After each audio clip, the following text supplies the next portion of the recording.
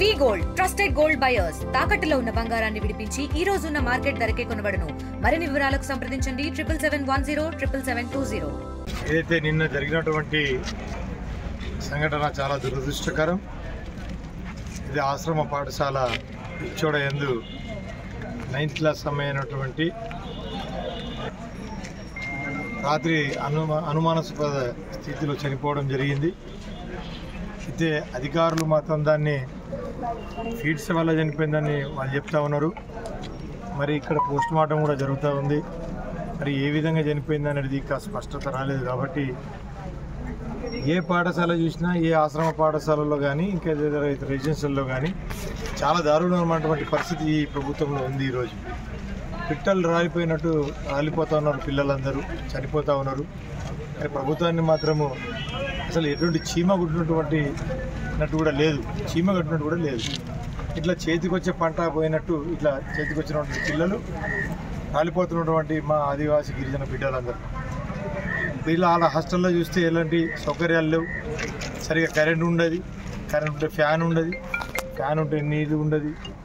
అదేవిధంగా మురుగుదొడ్లు లేవు, సరైనటువంటి బాత్రూమ్లు లేవు, మంచాలు లేవు, సరైనటువంటి భోజనాలు లేవు. ఈ విధంగా మొన్ననే కూడా చాలా ఇట్లా అమ్మాయిలు కూడా చనిపోతూ ఉన్నారు. హాస్టల్లో చదువుకోవాలంటేనే భయంతో కూడా పారిపోతూ ఉన్నారు హాస్టల్ నుంచి. కాబట్టి ఇది చాలా దారుణం. మేము ప్రభుత్వాన్ని కూడా డిమాండ్ చేస్తూ ఉన్నాం. ఏదైతే చనిపోయిందో అన్నట్టు అమ్మాయి చాలా ఘోరం. కాబట్టి అమ్మాయికి న్యాయం చేయాలి. అది ఎంత న్యాయం చేసినా కానీ చనిపోయిన అమ్మాయి తిరిగి వస్తుందా?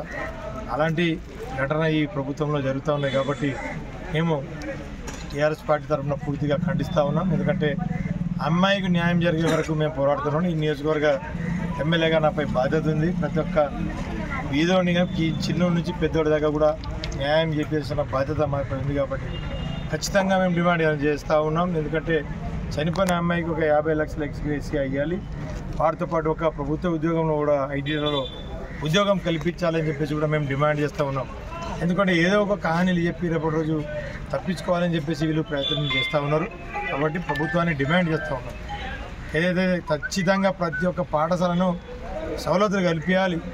ఈ టాయిలెట్స్లు కానీ, కరెంట్ సౌకర్యం కానీ, కాంపౌండ్ వాల్స్ లేవు, అదనపు గదులు లేవు. అట్లాంటి పిల్లలు ఎక్కువైపోయినారు. అక్కడ ఏంటంటే గదులు మాత్రం తక్కువనే. కాబట్టి ఈ విధంగా ట్రైబల్ వెల్ఫేర్లో నిన్న జరిగినటువంటి ఇంటిగ్రేటెడ్ స్కూళ్ళలో కూడా మా నియోజకవర్గంలో నీరస కల్పించిండ్రు. 53 ఇస్తే మా 53లో మా బూత్ నియోజకవర్గానికి కూడా ఈ ప్రభుత్వం పాఠశాల కేటాయించలేదు. మేము డిమాండ్ చేస్తాం. ఎందుకంటే మా నియోజకవర్గంలో మొత్తం గిరిజన ఆదివాసులు, బీసీలు, ఎస్సీలు ఉన్నటువంటి మా వెనుకబడ్డ ప్రాంతం మాది.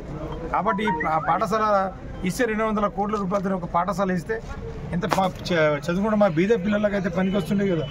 మా పిల్లలు ఈ విధంగా చనిపోతూ ఉంటే ఈ ప్రభుత్వం ఏంటంటే నిర్లక్ష్య వైఖరి ఈ విధంగా చూపిస్తూ ఉన్నారు. కాబట్టి మేము దీన్ని పూర్తిగా ఖండిస్తూ ఉన్నాం. ఏదైతే ఇవాళ కాకుండా రేపైనా కానీ న్యాయం జరిగే వరకు తప్పకుండా డిమాండ్ చేస్తే ఏదైతే రేపు జరగబోయే అసెంబ్లీలో కూడా ఈ విషయంలో కూడా నేను మాట్లాడతానని చెప్పి తెలుసుకో. మరి వీళ్ళు సాయంత్రం అట్లా జరిగింది. మరి వీళ్ళు చెప్పొద్దా? చెప్పలేరు సార్. పొద్దుగల నాకు చెప్పిండ్రు వీళ్ళు అది తప్పు సార్. నాకు చెప్పాలి కదా సార్. వీరు చెప్పలేరు. పొద్దుగల చెప్తే సాయంత్రం చెప్తే నేను రాకుండా సార్. ఇక్కడ దగ్గర ఉండే సార్, నేను ఆడేగాంలో వస్తుండే కదా. చెప్పలేరు. పొద్దుగల చెప్పిండ్రు సార్. అది కూడా 8 గంటలకు చెప్పిండ్రు. నిన్న సాయంత్రం చెప్పలేదు అంటున్నా. చెప్పలేదు. ఏం జరిగింది నిన్న సాయంత్రం? ఏం మరి వీళ్ళు జ్వరం వచ్చింది, మరి ఏం ఇట్లా అవుతున్నది అనేది చెప్పాలి కదా. వీళ్ళు చెప్పలేదు. మరిన్ని వీడియోస్ కోసం ఛానల్ ని సబ్స్క్రైబ్ చేయండి. లేటెస్ట్ అప్డేట్స్ కోసం వాట్సాప్ ఛానల్ ని ఫాలో అవ్వండి. అండ్ లింక్ డిస్క్రిప్షన్ లో ఉంది.